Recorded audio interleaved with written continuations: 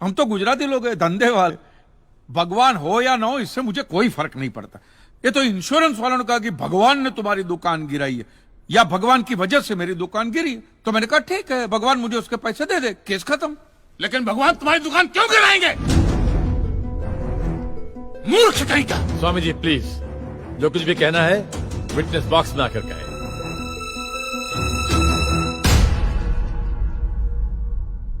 एतस्य पातिकीं क्षम्यताम्,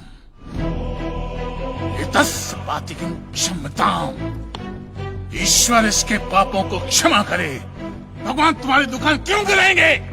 मैं भी तो वही कह रहा हूं, भगवान मेरी दुकान क्यों गिराएंगे? उनको तो बहुत और भी इंपॉर्टेंट काम होते होंगे। तो आप ये इंश्योरेंस वालों से कह के मेरे पैसे दिला दीजिए, बात खत्म हो जाती है। इंश्योरेंस कंपनी भी आपके पैसे क्यों दे? इंश्योरेंस के टर्म्स एंड कंडीशंस पर आपकी साइन है। Exhibit number 1 sir. बस तो मिलोट, फिर मुझे भगवान को ही पकड़ना पड़ेगा।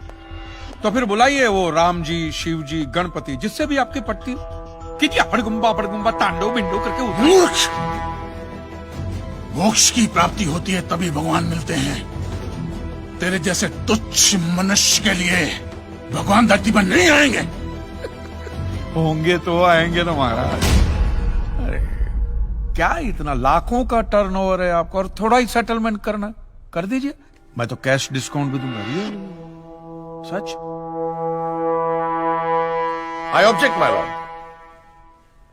भगवान की सेवा कार्य को धंधा कह रहे मिस्टर कांत जी, बिजनेस? हाँ, ये बिजनेस ही है मिलोट, बिल्कुल बिजनेस है ये। किसी भी धर्म स्थल पे जाइए तो सबसे पहले पार्किंग का पैसा दो, फिर वो छोटी लाइन, स्पेशल लाइन में खड़े रहने का पैसा, फिर फूल, चद्दर, कैंडल खरीदने का पैसा, और दान पेटी बिल्कुल मूर्ति के सामने ही रखते, जैसे सर झुका पैसा डालना पड़ता है। और ये लोग तो भगवान के प्रसाद के लड्डू का भी पैसा लेते हैं मिलोट। जिस तरह म्यूजियम में मोम का पुतला दिखाकर पैसे लिए जाते, बस मंदिर में पत्थर का पुतला दिखाकर पैसे ले लेते।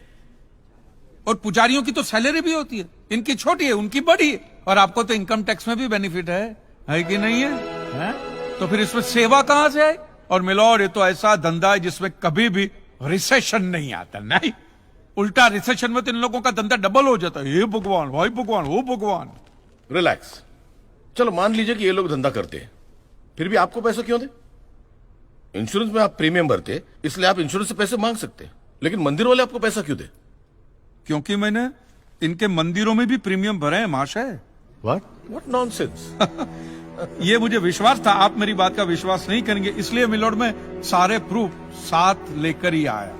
ये देखिए, ये सब रिसीट मिलोड उस प्रीमियम की है जो मैं पिछले 18 सालों से भरते आ रहा हूं, मेरी वाइफ के कहने की वजह से। ये देखिए, पहला प्रीमियम मैंने भरा था 1501 रुपये का। साउथ में बहुत बड़ा मंदिर है, उसमें मैंने पैसे भरे थे। देखिए, फिर ये देखिए, हर साल 1000 रुपए भर रहा हूं आपके गणपति के स्टॉल में। देखिए, उसे स्टॉल नहीं मंडप कहते हैं। मिलोड, वो मेरी सासू मां बीमार रहती थी, तो मंदिर वालों ने कहा कि 11,000 रुपया दो, पूजा कराओ, फिर देखो। तो पूजा कराई और सासू मां टपक गई। चलो वो तो अच्छा हो, लेकिन 11,000 भी गए, वो एक भी रुपया रिफंड का नहीं दिया उन्होंने मुझे। फिर ये देखिए, ये मस्जिद का चंदा, दरगाह की चद्दर, चर्च की कैंडल, फकीर की झोली, बाबा की अगरबत्ती, माँ की चुंदड़ी, टोटल में 10-10.5 लाख रुपया इन सारी दुकानों में भर चुका हूं। बस! बस! क्या दुकान लगा रखा है? उसे मंदिर कहते हैं, मंदिर! और मंदिर में लोग अपने परिवार की शांति और समृद्धि के लिए अपनी इच्छा से पैसा देते हैं। तो मैंने भी मेरे परिवार की शांति और समृद्धि के लिए ही पैसे भरे थे महाराज, कोई गन्ना चूसने के लिए इन्वेस्ट नहीं किए थे। लेकिन आपके भगवान ने मेरी शांति उखाड़ के फेंक दी, क्योंकि भूकंप तो मिलोट सिर्फ भगवान ही ला सकते, इंसान के बस की तो बात है ही नहीं। तो मुझे बताइए, मेरा हक नहीं बनता भगवान से पैसे वसूलने का? मिस्टर कांत जी, आपका झगड़ा भगवान से है ना, तो डायरेक्ट भगवान से पैसे मांग लीजिए ना, मंदिरों के पास क्यों मांग रहे हैं? वकील साहब, आपके घर में बिजली या इलेक्ट्रिसिटी कौन सी कंपनी की आती है? रिलायंस की ना। तो घर में जब कभी भी बिजली का प्रॉब्लम होता है तो आप रिलायंस की ऑफिस में ही फोन करेंगे ना, सीधे अनिल अंबानी को तो नहीं बुलाएंगे ना। अनिल भाई आओ लाइट गई, अनिल भाई आओ लाइट गई। साइलेंस। आप कहना क्या चाहते हैं? What do mean? ये जो साधु यहाँ है, ये जो पंडित जी यहाँ है, ये क्या भगवान के ऑफिसर्स है? नहीं नहीं, ये लोग ऑफिसर्स नहीं है भाई। ऑफिसर तो पढ़े लिखे लोग होते हैं। ये लोग तो देखो देखो मुंह देखो, सेल्समैन है मिलोड, सेल्समैन। ये भगवान के कलेक्शन एजेंट है, क्योंकि इन्होंने भगवान की फ्रेंचाइजी ली। न्यायाधीश महोदय, ये मनुष्य नास्तिक है। जो ये कह रहा है उसका ज्ञान स्वयं से नहीं है,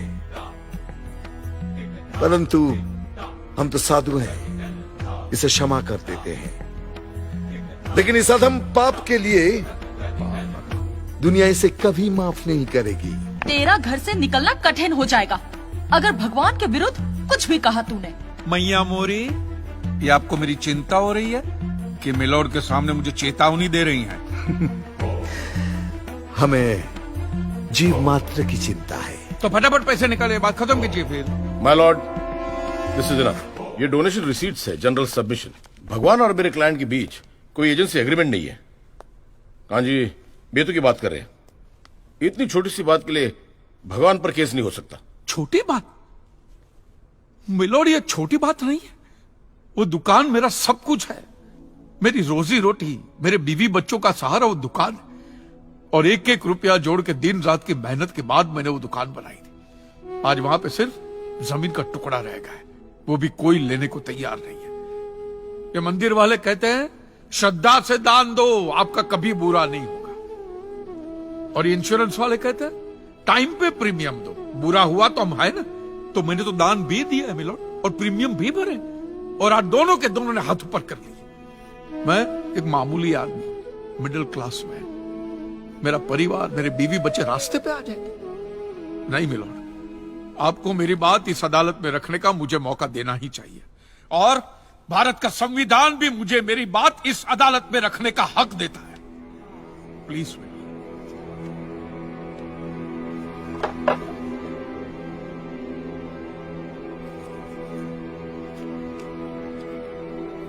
एक मिडिल क्लास बिजनेसमैन के लिए 1 करोड़ रुपए बहुत बड़ी रकम होती है, और खास तौर से सवाल जब उसके सर्वाइवल का हो। इसलिए यह अदालत कांजीलाल जी के मुकदमे को एक्सेप्ट करती है।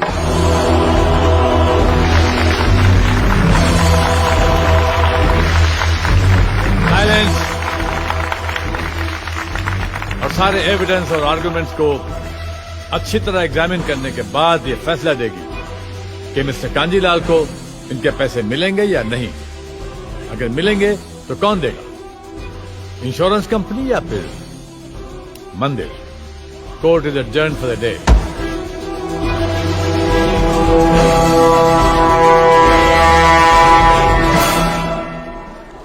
रुकिए रुकिए महाराज, अब आप लोगों को जितनी पूजा करनी हो, आरती करनी हो, जितना घंटा हिलाना हो, सब हिला लीजिए आप। आपके भगवान ने मेरे अकेले की दुकान गिराई है ना, तो अब मैंने अकेले ने उसकी सारी दुकानों पे ताले नहीं लगवाए ना महाराज, तो मेरा नाम भी कांजी लालजी मेहता नहीं। और ये मेरी आप लोगों के लिए कोई चिंता फिंता नहीं, खुली नंगी चेतावनी।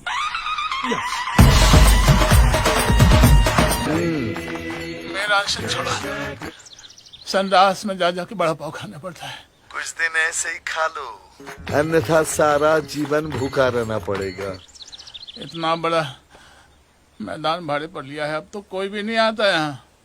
जो थोड़े बहुत देखते हैं वो भी मंडप बांधने वाले हैं। मुझे तो भय है कि लोग कांजी की बातें मानने लगे ना, तो लोगों का विश्वास हम पर से उड़ जाएगा। कई लोग मंदिर आना बंद ना कर दे। ऐसा कुछ नहीं होगा। इस देश में स्कूल से ज्यादा लोग मंदिर में जाते हैं। हाईकोर्ट ने 455 केसेस तो एक्सेप्ट कर लिए हैं। अब देखना ये है कि कांजी लालजी मेहता हाईकोर्ट में क्या दलीलें पेश करेंगे। सिद्धेश्वर महाराज, आपकी ये मंदिर वाली जो जगह है वो कितने एकड़ में फैली हुई है? 22 एकड़ में, 22, जिसमें 322 छोटे छोटे मंदिर हैं भगवान के। ओहो, माने भगवान का पूरा शॉपिंग मॉल ही सजा के रखा है। साइलेंस। और इन सारे मंदिरों में भगवान की सेवा के लिए 142 पुजारी हैं, समझा? आपके मंदिर के बाहर भिखारी कितने बैठते हो पता है आपको? क्या? भिखारी भिखारी अंदर की 320 मूर्तियां, 142 पुजारी पुजारी याद है आपको, लेकिन आप ही के मंदिर के बाहर बरसों से कितने भिखारी बैठते हो याद है आपको? मिलॉर्ड, इनके मंदिर के बाहर जो भिखारी बैठते हो उसमें किसी को भी मंदिर के अंदर एंट्री नहीं है। अब धूप हो बारिश हो बाहर सड़ते रहने का, अंदर पैर नहीं रखने का। ना मत कहना, ना मत कहना, ये आप ही के मंदिर के पुजारी ने मुझे बताया था। उसने तो मुझे ये भी बताया था महाराज कि कांजी भाई, ये केस अगर आपको जीतना है ना भैया तो हर सोमवार को आइए। तो मैंने पूछा मिलोड कि मैं कहाँ हूं? तो कहते हैं शिव जी के मंदिर में आइए और 1 लोटा दूध चढ़ाइए, फिर देखिए। मैंने बोला ठीक है, ये भी करके देख लेते। तो मिलोड में पहुंच गया मंडे को दूध का लोटा लेकर। ये लंबी लाइन लगी, सबके सब हाथ में लोटा पकड़ के खड़े हुए थे ऐसे। मैंने सोचा अंदर जरूर कोई दूध पीने वाला होगा, वरना ये सब जब गधे थोड़ी है जो ऐसे लोटा पकड़ के लाइन में खड़े। मेरा नंबर है, मैं अंदर गया, अंदर कोई नहीं था दूध पीने वाला, कोई नहीं। बीच में वो काला पत्थर पड़ा हुआ था, उसे शिवलिंग कहते हैं, मूर्ख। हाँ शिवलिंग, शिवलिंग पड़ा हुआ था। और वो पत्थर मिलो, वो पत्थर दूध था।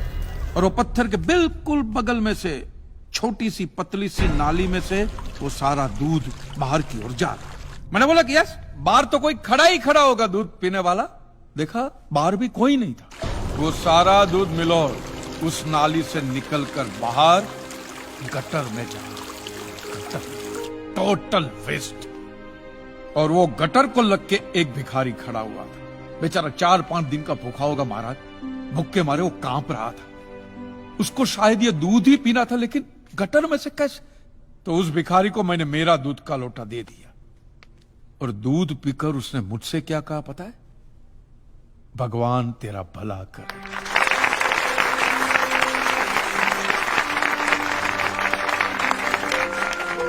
तो मंदिर में आने वाला एक एक इंसान वो पत्थर पे दूध डालने के बजाय किसी गरीब के पेट में डाले तो सबसे ज्यादा पुण्य मिलेगा, नहीं?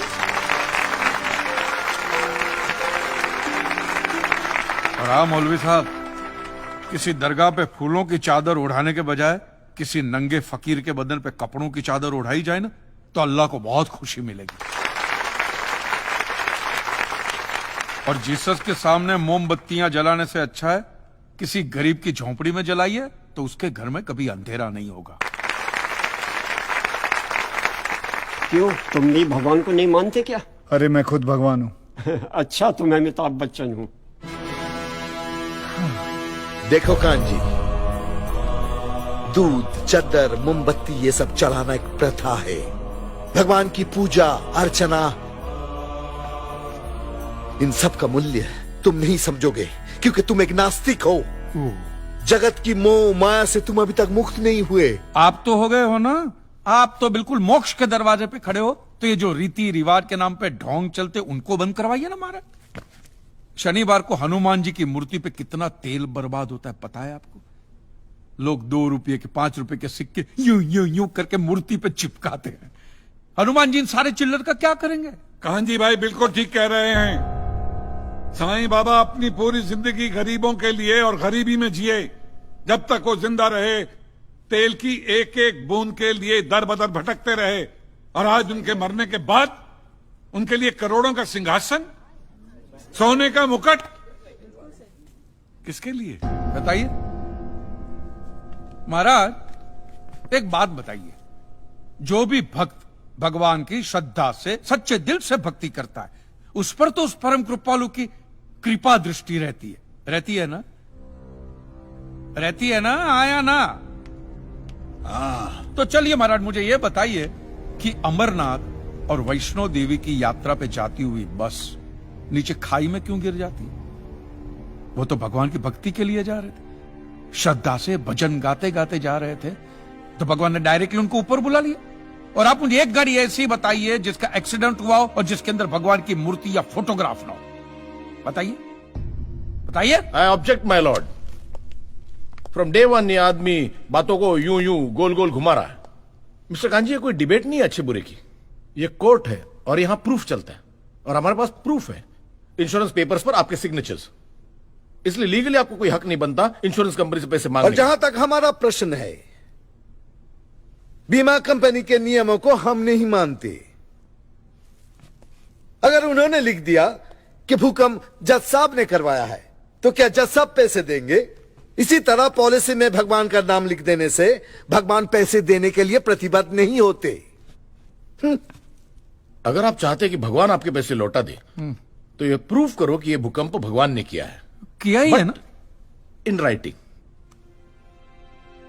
है, कहीं लिखा हुआ तुम्हारे पास है? Any proof?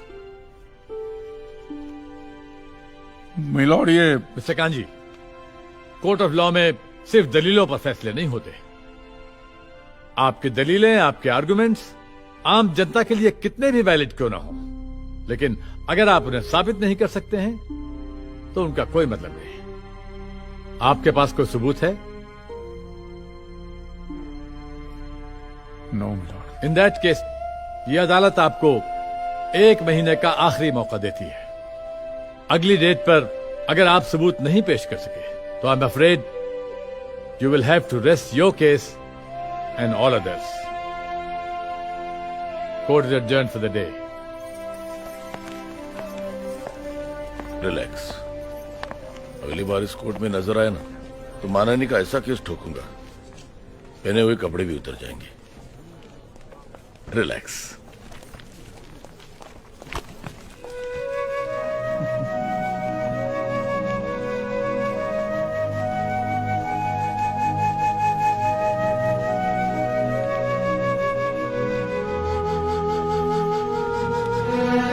अब आप क्या करेंगे? राइटिंग में प्रूफ कहाँ से लाएंगे? Because you are not alone mister Kanji, it's a matter of crores of rupees. बहुत से लोगों की उम्मीद आपसे लगी हुई है। सर राइटिंग में प्रूफ कहाँ से लाएंगे आप सर? कांजी भाई, बहुत से लोग आपके साथ जुड़े हुए हैं। कांजी भाई। ABP news. आज भगवान पे किए गए मुकदमे की आखिरी पेशी है। क्लेम की रकम है 400 करोड़। क्या कांजी भाई ये केस जीत पाएंगे? ये देखना बाकी है। You may please proceed.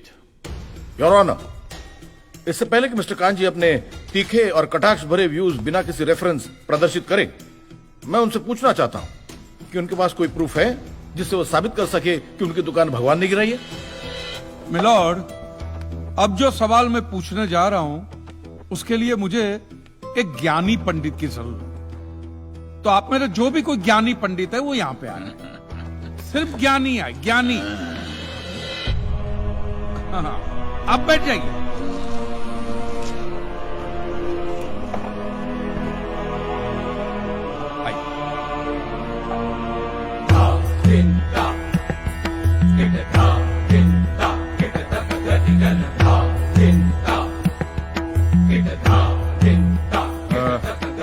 महाराज, आप जो पंडित लोग आपके प्रवचन में जो शास्त्रों की बातें करते हैं, तो शास्त्रों में जो भी लिखा होता है वो सब सही होता है?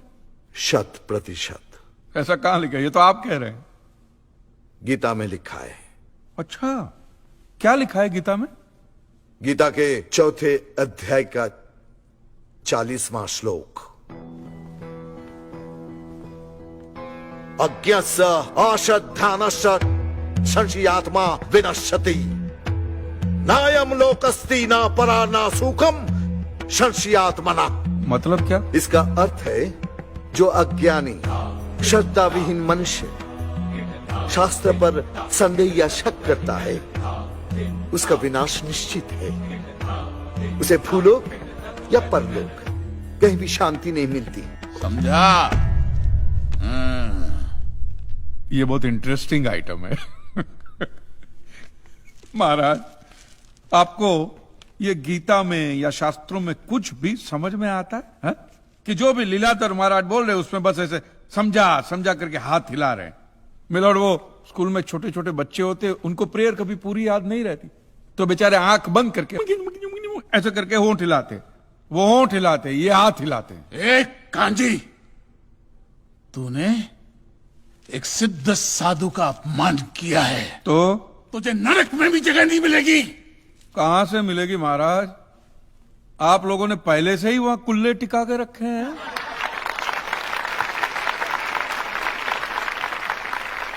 तेरा ये दुस्साहस नास्तिक!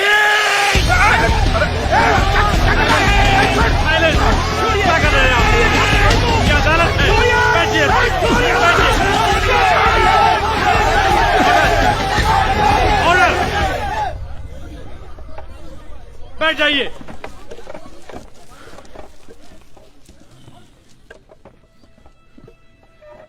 दुखेष्वनु द्विग्न मनः सुखेषु विगत स्पृह वितराग भय क्रोध स्थित धीर मुनि रुच्यते। अध्याय 2 श्लोक 56। अर्थात जिस मनुष्य के लिए सुख और दुख समान अवस्था है, जो भय और क्रोध से मुक्त है, जो स्थिर बुद्धि वाला है ना, वही सिद्ध पुरुष कहलाता है।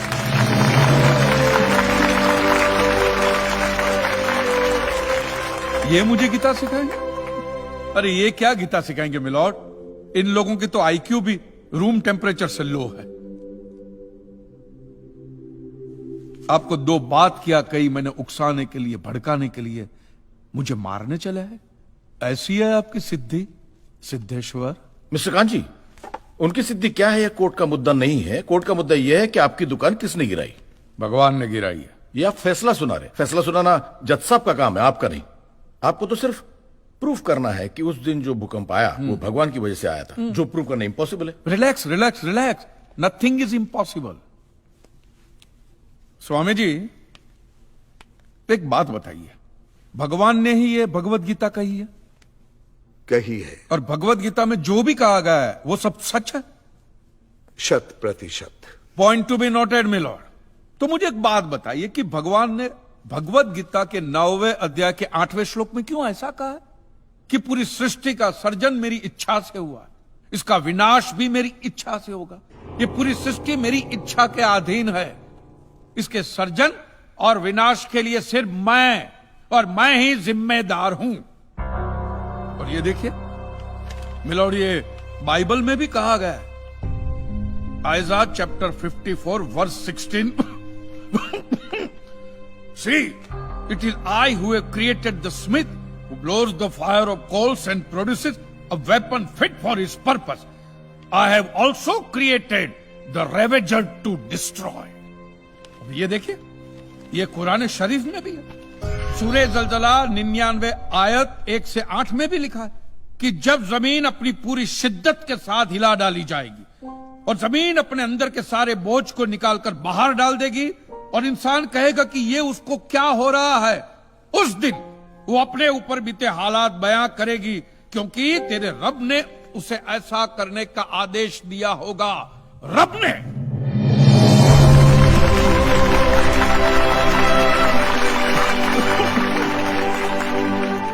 इन सारी बातों का मतलब एक ही होता है मिलॉर्ड, कि ये भगवान द्वारा किए हुए भूकंप से ही मेरी दुकान गिरी है। मतलब it is an act of God. ये सब ऊपर वाले की करनी है, और मेरे साथ साथ जिन लोगों का नुकसान ऊपर वाले की वजह से हुआ है, उन सब के पैसे भी ऊपर वाला ही देगा।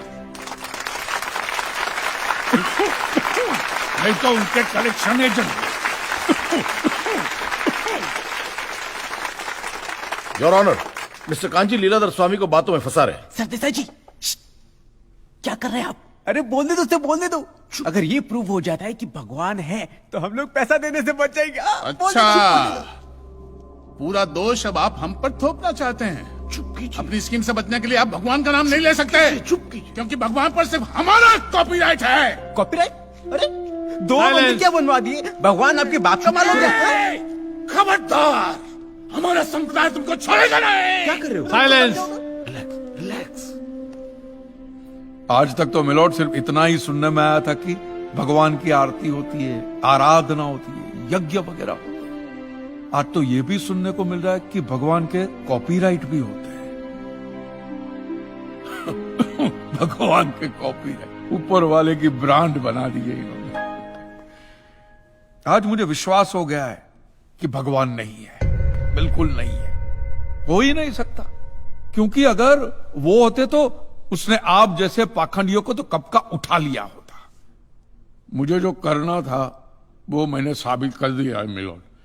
अब इसका पूरा फैसला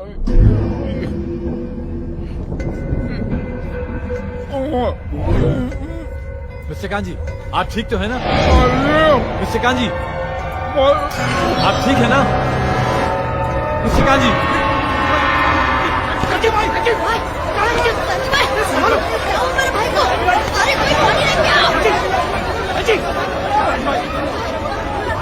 एम्बुलेंस बुलाओ, please call the ambulance.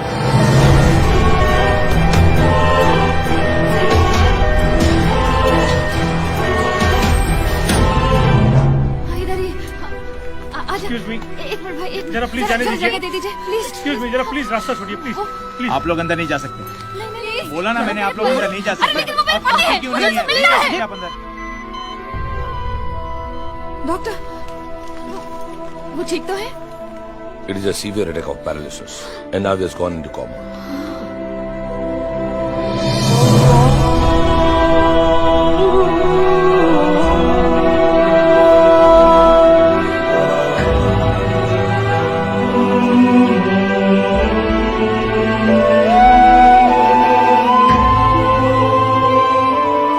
He's on ventilator और अब सिर्फ भगवान ही उन्हें बचा सकते हैं। मैं तुम्हें ठीक कर सकता हूँ। तुम डॉक्टर भी होगे? मैं ऑल इन वन हूँ। कहो तो एक चमत्कार दिखाऊं? हवा में बाइक उड़ाने को चमत्कार नहीं। अच्छा चलो भाई।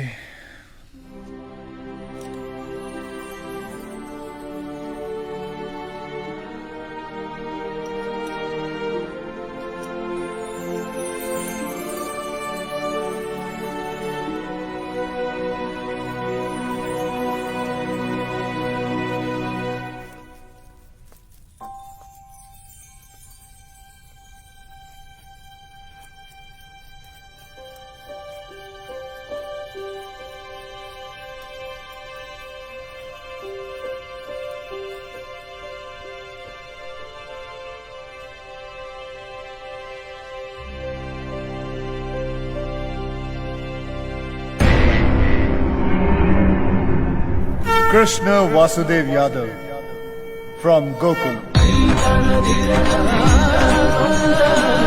अब तो विश्वास हो गया।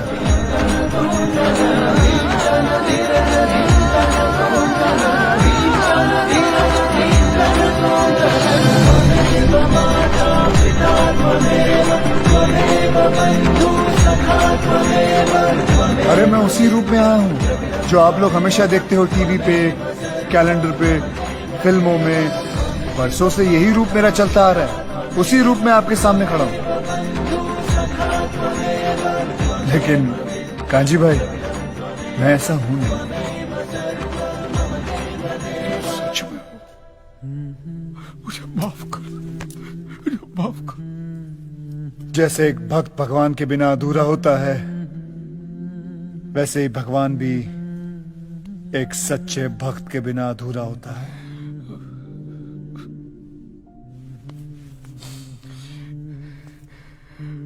ये चमत्कार पहले क्यों नहीं दिखाया?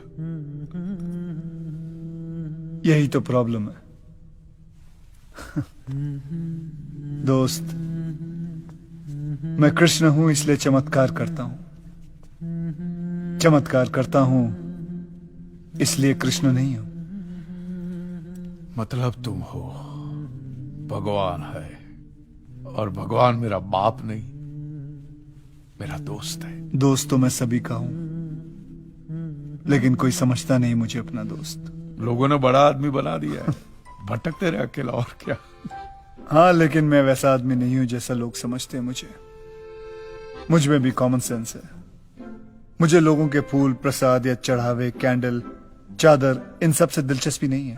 मैं तो चाहता हूं कि ये सब चीजें वो लोग गरीबों में बांट दें। मुझे अगर लगाव है तो उनकी श्रद्धा से, उनके प्यार से, उनकी आस्था से। एक मिनट भाई, आस्था से? तो मैं तो तुझ में मानता ही नहीं, एक नंबर का नास्तिक। तो मेरे ही सामने क्यों आया? कांजी भाई बैठो।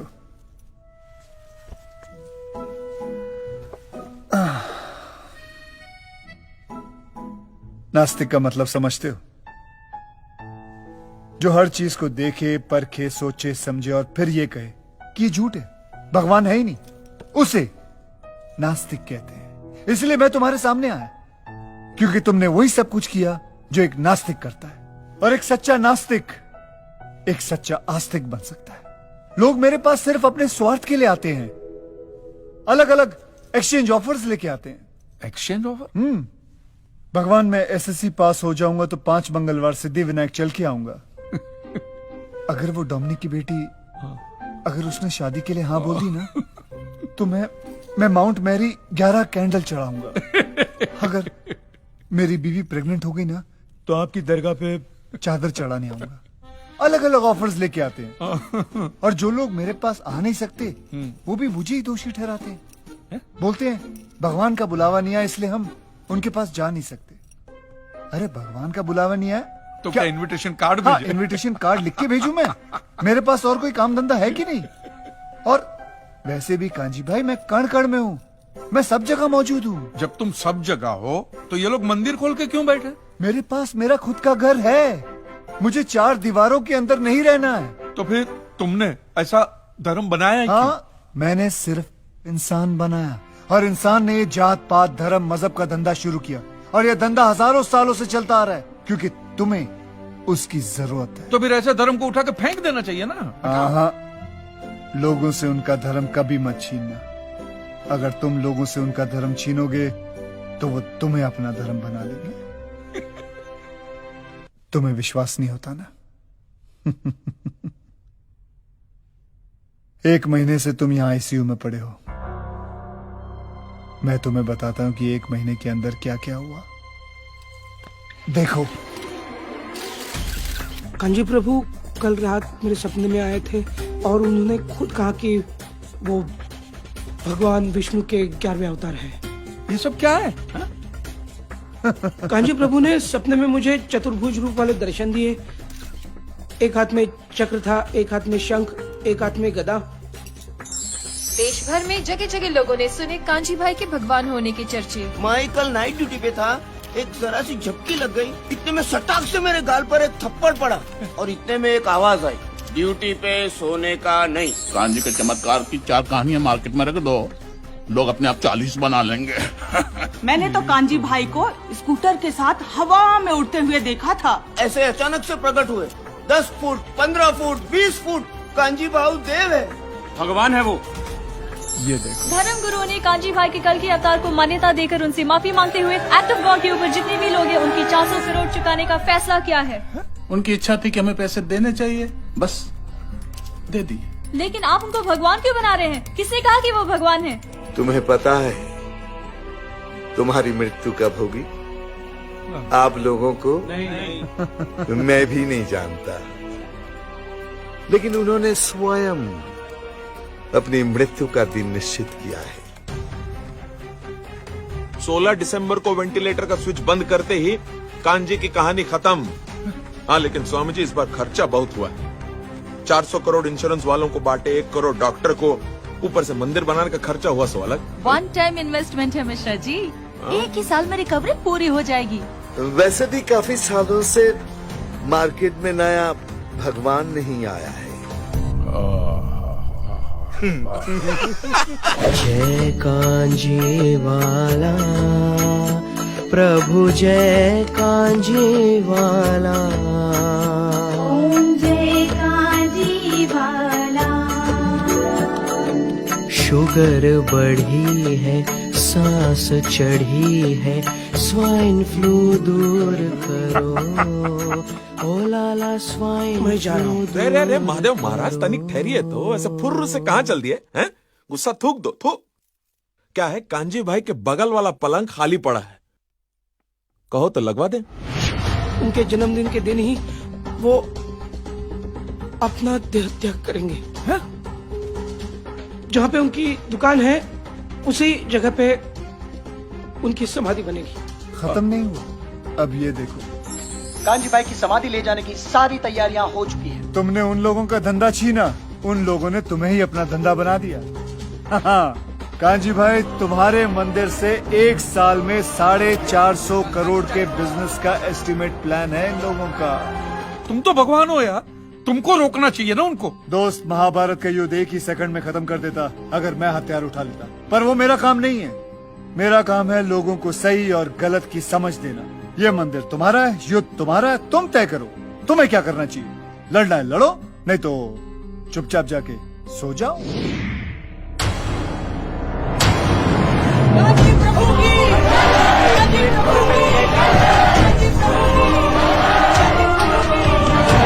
बचा लीजिए प्लीज। देखिए अब कुछ भी नहीं हो सकता। और वैसे उनकी भी यही इच्छा थी। अरे देव है वो, भगवान। एक मिनट। आप लोग यहीं रुकिए, हम डेड बॉडी लेकर आते हैं।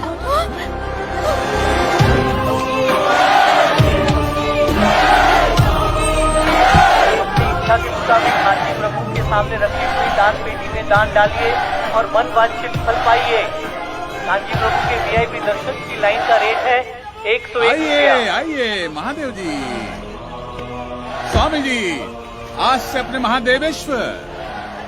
विधि का विधान देखो, जहाँ कांजी का अध्याय शुरू हुआ था आज वहीं खत्म होने जा रहा है।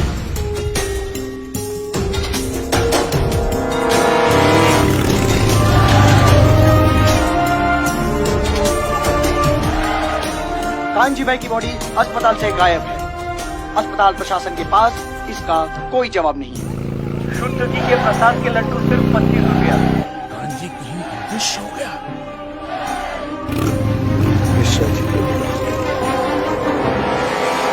वो आ गया। अरे तो बैटमैन का मूर्ख, पता लगा। हाँ, हमको अभी अभी जानकारी मिला है। आप लोग टेंशन मत लीजिए, हम है ना, हम करते हैं आते हैं अभी। हटो।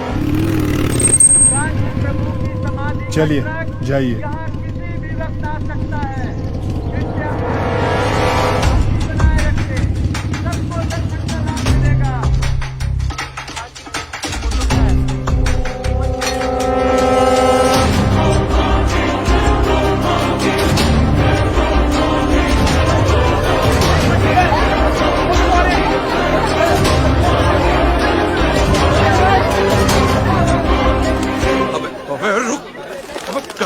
हम बोल दिया और तुम वाकई चल दी कांजी को ढूंढने। बाप लगता तुम्हारा।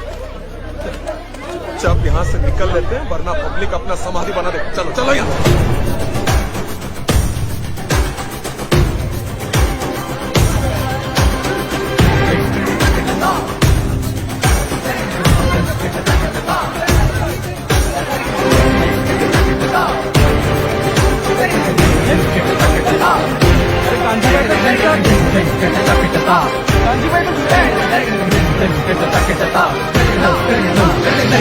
हाँ, मैं जिंदा हूं।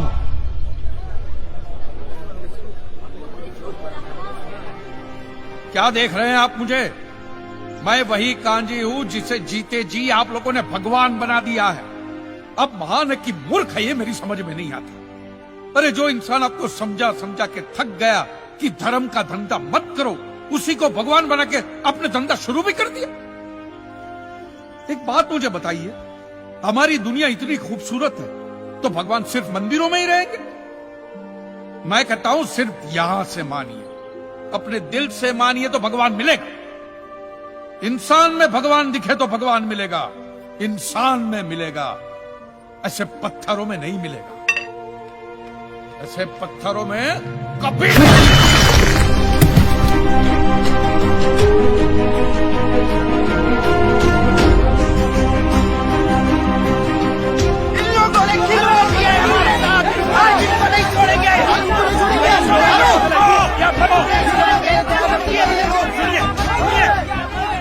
ऐसे दो को मारोगे तो 200 और पड़े। टीवी चैनल पर नहीं देखते रोज आप? इन लोगों की असली सजा यही है कि इनको यहां से बाइज्जत जाने दीजिए।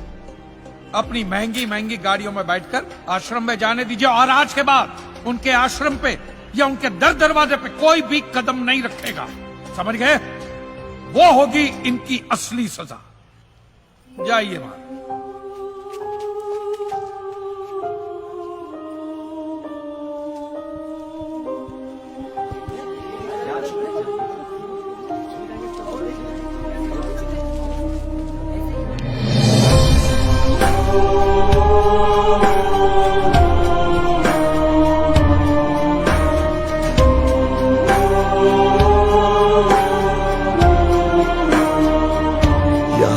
श्रद्धा अफीम के नशे की तरह है कांजी। एक बार लत लग गई ना, आसानी से नहीं छूटती। ये जो आप लोग देख रहे हो ना, they are not God loving people, they are God fearing people. आज नहीं तो कल कहीं ये फिर से आश्रम में ना दिख जाए। निर्भय बाबा।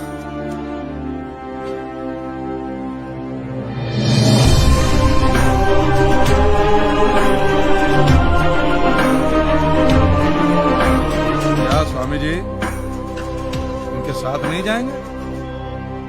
चला जा, तोड़ अभी। आज से प्रतिज्ञा लो कि कोई भी आदमी किसी भी धर्म स्थल की दान पेटी में एक भी पैसा नहीं देगा।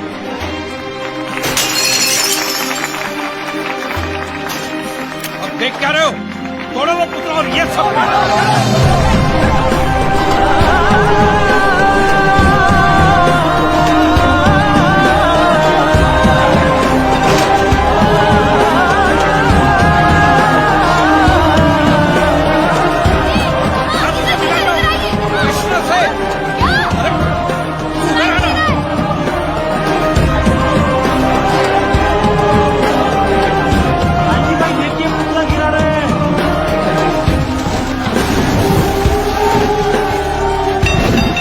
चाहता था वो हो गया।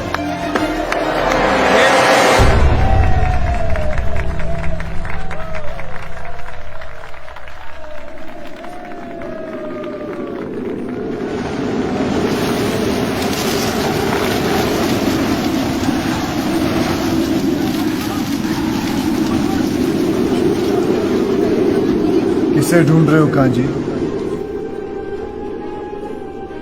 मैंने कहा था ना, मैं हर जगह हूं।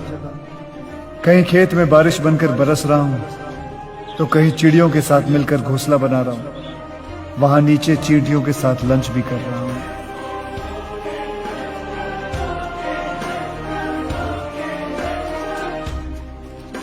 आप ठीक हो? हाँ ठीक हो। आप किससे मिलाने वाले थे? किसी से नहीं, किसी से नहीं। क्या कर रहा है कांची? इसे तावीज बना के गले में मत पहनना।